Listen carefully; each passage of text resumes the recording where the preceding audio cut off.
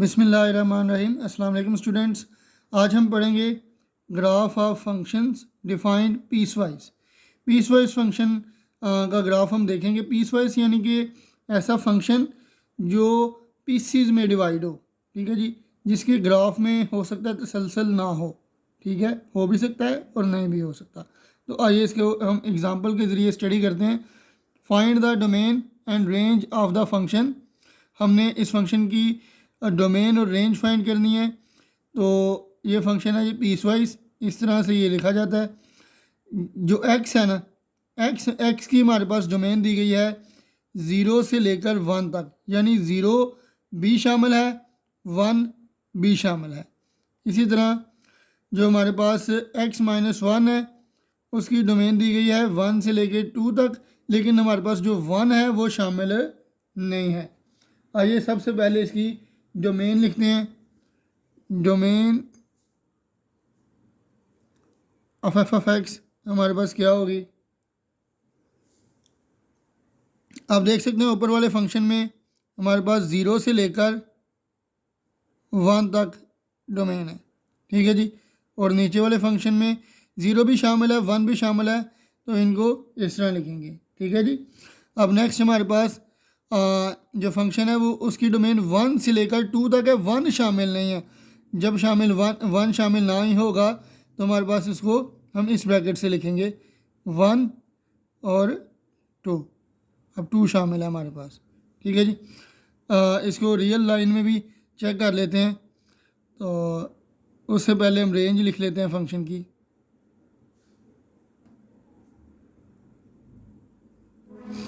अब अगर चेक करें, अगर मैं इसमें 0 पुट करूं तो आंसर भी हमारे पास क्या आ जाएगा, 0 आ जाएगा, ठीक है जी। 1 पुट करूं तो आंसर 1 आ जाएगा, यानी ये तो क्लियर हो गया।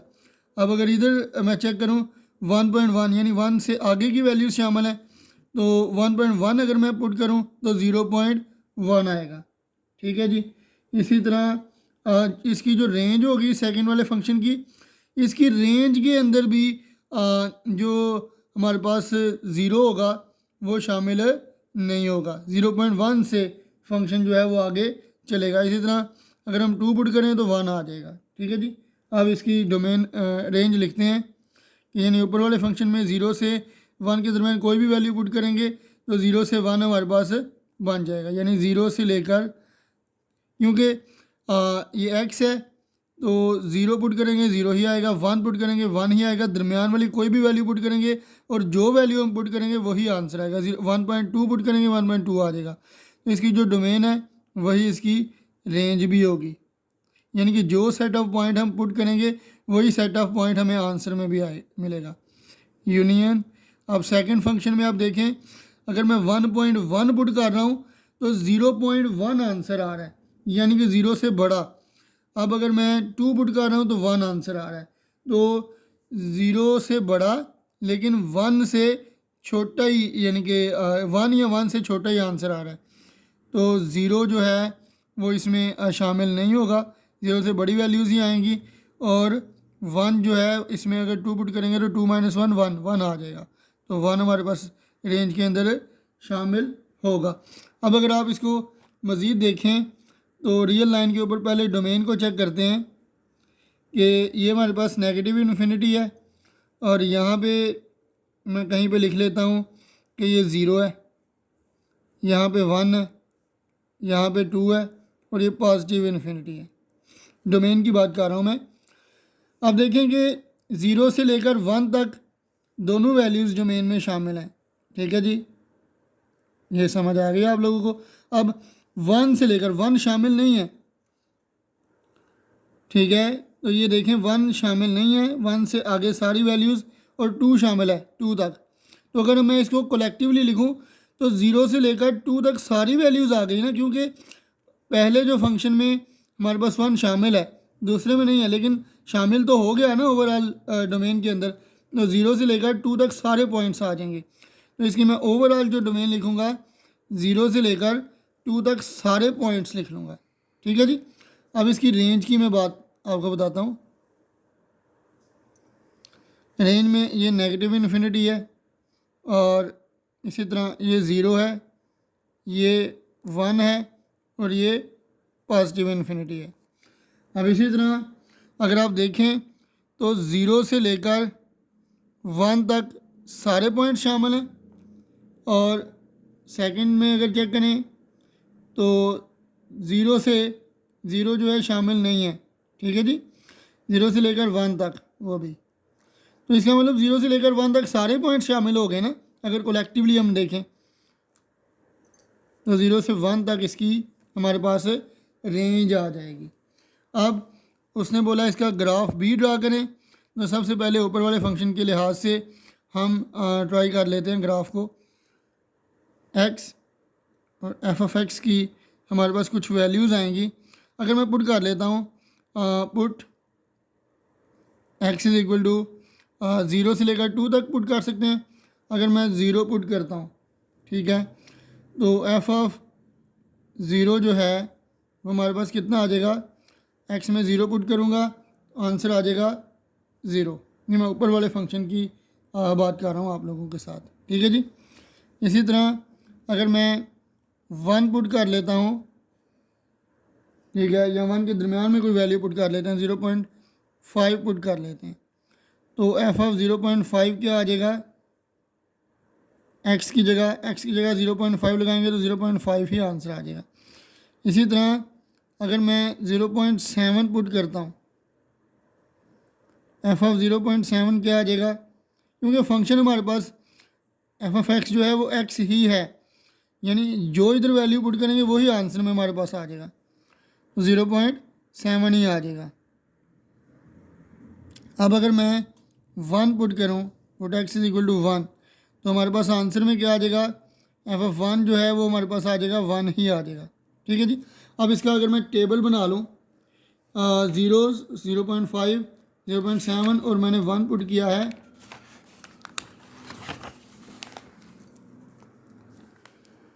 x f(x)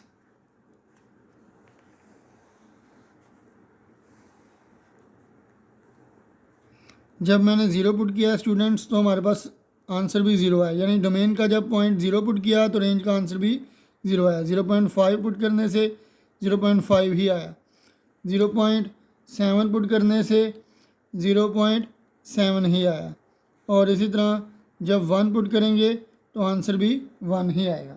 ठीक है जी, अब अगर नेक्स्ट ग्राफ को हम चेक करें, नेक्स्ट हमारे पास फंक्शन है f(x) is equal to x minus 1। उसकी रेंज आपको मैंने बताई है 0 से 1 तक है, डोमेन उसकी सॉरी रेंज जो है उसकी 0 से 1 तक है, और डोमेन कोलेक्टिवली 0 से 2 तक है, लेकिन उस फंक्शन की क्या थी, 1 से 2 तक। तो यानी इसकी जो हमारे पास रेंज है वो लिख लेते हैं, जो दी गई है ऊपर, ये हमारे पास है डोमेन दी गई है इस फंक्शन की, यानी 1 शामिल नहीं है, 1 से बड़ी वैल्यूज़ और 2 तक हमारे पास इसकी डोमेन आ रही है। अब अगर मैं x की जगह पुट करूँ 1.1 पुट करूँ, ठीक है जी, क्योंकि 1 हम पुट नहीं कर सकते, इसमें शामिल नहीं है। f(1.1) जो है पुट करने से x की जगह 1.1 माइनस 1, तो ये आ जाएगा 1.1 माइनस 1, 0.1 आ जाएगा। ठीक है जी, इसी तरह अगर मैं इसकी जगह पुट कर लूँ, x की जगह 1.5 पुट कर लूँ, f(1.5) is equal to x की जगह 1.5 माइनस 1, तो 1.5 में से 1 माइनस करेंगे तो 0.5 आ जाएगा। इसी तरह अगर मैं यानी कि पुट कर लेता हूँ x is equal to 1.75 put कर लेता हूँ, तो ये 1.75 में से जब 1 माइनस करेंगे तो 0.75 आ जाएगा। इसी तरह जब मैं पुट करूँगा 2 पुट करूँगा,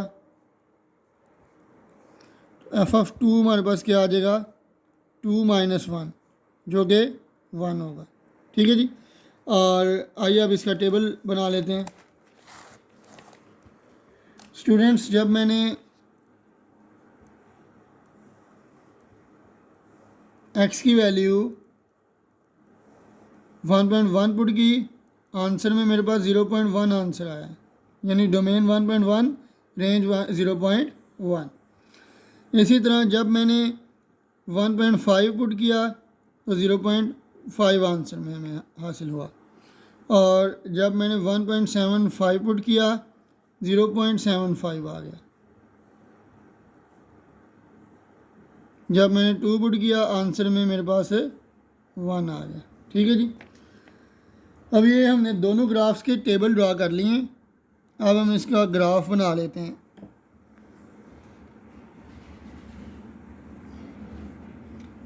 स्टूडेंट्स आप जानते हैं यहाँ पर ज़ीरो होता है, यानी ओ है, ओ पे मैं कहता हूँ कि पॉइंट जो है वो 0 0 है, दोनों का पॉइंट्स। ठीक है, दोनों के पॉइंट्स 0 0 हैं। अच्छा, अब चेक कर लीजिए कि एक्स का जब पॉइंट पहले फंक्शन में टेबल ज़रा फर्स्ट फंक्शन के अंदर जब 0 पुट किया था एक्स की जगह, तो वाई का आंसर या एफ एक्स का आंसर भी हमारे पास 0 ही आया था। ठीक है जी। तो यानी कि पहला तो पॉइंट ये हो गया, दोनों पॉइंट्स यहाँ पे 0 हैं। अब नेक्स्ट एक्स का पॉइंट 0.5 जब रखा जाएगा, यहाँ पे मैं कहता हूँ कहीं 0.5 है। ठीक है जी, एक्स का पॉइंट। तो वाई का पॉइंट मैं कह देता हूँ कि यहाँ पर 0.5 है, यहाँ पर मैं लिख भी देता हूँ 0.5 और ये भी 0.5। तो यहाँ पर कहीं पे जाके हमें पॉइंट जो है इनका मिल जाएगा। इसी तरह जब x का 0.7 मैं पुट करता हूँ, ठीक है जी, 0.7, तो y का आंसर भी हमारे पास 0.7 ही आ रहा है। तो यानी कि ये जो पॉइंट है वो यहाँ पे कहीं पे हमें हासिल हो जाएगा। ठीक है जी। इसी तरह अगर मैं 1 पुट कर देता हूँ, ठीक है जी, तो हमारे पास x का पॉइंट 1 तो y का पॉइंट भी 1, तो मैं कहता हूँ यहाँ पे हमें वो पॉइंट हासिल हो जाते हैं। अब इन लाइंस को अगर मैं ज्वाइन कर देता हूँ तो ये हमारे पास जो पहला फंक्शन है जो कि F of x is equal to X है, उसका हमारे पास ग्राफ आ गया। ठीक है जी। अब सेकंड जो फंक्शन है उसकी वैल्यूज़ अगर मैं आपको दिखाऊं तो 1.1 जो है वो हमारे पास सेकंड फंक्शन की वैल्यू आ रही है। मैं कहता हूँ यहाँ पे कहीं पे ना 1.1 एक्स की वैल्यू है। ठीक है जी। और 0.1 जो है वो मैं कह देता हूँ आप लोगों को कि यहाँ पे ना कहीं उसकी वैल्यू है। ठीक है जी। यहाँ पे 0.1 है। तो अगर इसकी सेध में यहाँ पे अगर हम जाएँ तो ये पहला पॉइंट आ जाएगा, यानी 1.1 के सामने और 0.1 के भी सामने, इधर से 0.1 और इधर से 1.1। ठीक है जी। अब 1.5 मैं कहता हूँ कि यहाँ पे 1.5 आ रहा है। ठीक है जी। और 0.5 वो यहाँ पे है, पहले ही हमने देख लिया है, तो यहाँ पे कहीं पे ना ये पॉइंट आ जाएगा। इसी तरह जब x का पॉइंट 1.75 रखते हैं तो हमारे पास जो आंसर आएगा वो क्या आ जाएगा, इसका पॉइंट इनफैक्ट 0.75 ही था। ठीक है जी। तो वो यहाँ पे आया कहीं पे, तो इसका पॉइंट भी हमें यहाँ पे कहीं पे हासिल हो जाएगा। ठीक है स्टूडेंट्स। अब नेक्स्ट हमने 2 के ऊपर पॉइंट रखा था और आंसर हमारे पास 1 आया था, तो इधर 1 की सेध में हमारे पास यहाँ पे पॉइंट जो है वो हासिल हो जाएगा। अब इन तमाम पॉइंट्स को हम ज्वाइन करवा देंगे तो ये हमारे पास जो ग्राफ है, ये ग्राफ किसका आ जाएगा, ये हमारे पास ग्राफ आ जाएगा जो दूसरा फंक्शन है जिसकी वैल्यू थी F of x is equal to x minus 1। तो अगर आप देखें तो 1 अगर हम पुट करेंगे तो उसका आंसर क्या आ जाएगा, 0। ठीक है जी। अगर हम कलेक्टिवली देखें तो यहाँ पे भी उसको ज्वाइन आप करवा सकते हैं, लेकिन यहाँ पे आप खाली लाइन रखेंगे क्योंकि ये वाला पॉइंट जो है वो शामिल नहीं है। ठीक है जी। तो ये था ग्राफ हमारे पास f of x is equal to x का, और ये था f of x is equal to x minus 1 का। ठीक है जी। और ये पर्टिकुलर डोमेन्स के ऊपर है, यानी कि डोमेन्स जब हमें फिक्स कर दी जाएं, ठीक है जी, तो आप देख सकते हैं कि दोनों के ग्राफ्स जो हैं वो पीसीज में हैं। फंक्शन एक ही है दोनों का फंक्शन एफ ऑफ एक्स है, लेकिन आप ग्राफ चेक कर सकते हैं दोनों के ग्राफ पीसीज में अलग अलग हैं, ठीक है जी। तो इसे कहते हैं graph of peace wise function. Next videos तक अल्लाह हाफिज़।